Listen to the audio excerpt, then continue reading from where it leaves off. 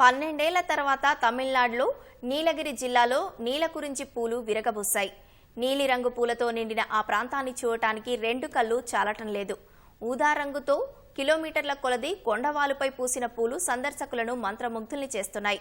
అక్కడి అద్భుత దృశ్యాల్ని వీక్షించాలంటే పిక్కపాటి సమీపంలోని గిరిజన ప్రాంతానికి వెళ్లాల్సిందే. ఆ అపురూప పువ్వుల గురించి మరిన్ని విషయాలు తెలుసుకుందాం.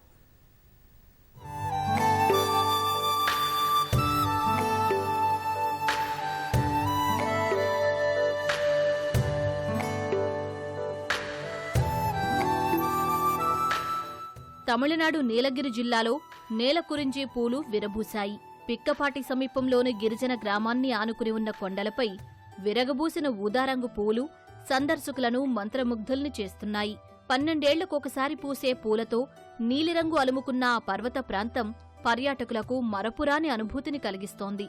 కనుచూపు వరకు పరుచుకున్న ఆ పూల అందాలను వీక్షించేందుకు పర్యాటకులు, స్థానికులు పెద్ద ఎత్తున అక్కడికి వస్తున్నారు.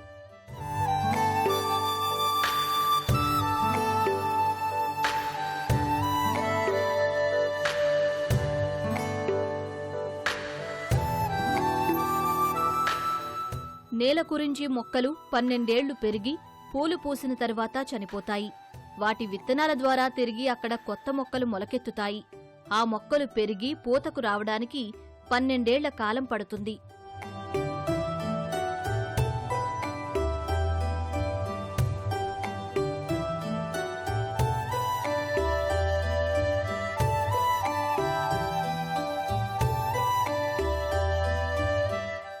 ప్రపంచవ్యాప్తంగా కురింజీ జాతులు 240 ఉన్నాయి.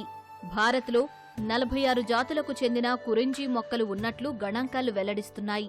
నేలకురించి అంటే మలయాళంలో నీలం రంగు పువ్వు అని అర్థం. ఈ అరుదైన పూల నుంచి సేకరించే తేనెను వ్యాపారస్తులు ద్రవ బంగారంగా భావిస్తారు. గతంలో తమిళనాడులోని పాలియన్ తెగ ప్రజలు తమ వయసు లెక్కించేందుకు ఈ పువ్వును ప్రామాణికంగా ఉపయోగించేవారు.